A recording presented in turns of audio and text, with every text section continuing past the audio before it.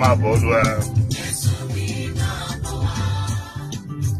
Bàbá oko tútù rẹ ni mo wà o, jẹ́ kí ara tù mí o.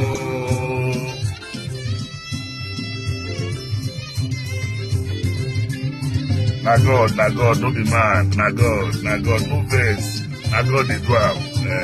Na Baba God, not by power, not by might, not by righteousness, purity or holiness. Olúwa gbé mi dìde, ó jẹ́ mímọ́, ó gbé nǹkan mímọ́ o. Bàbá gbé mi dìde.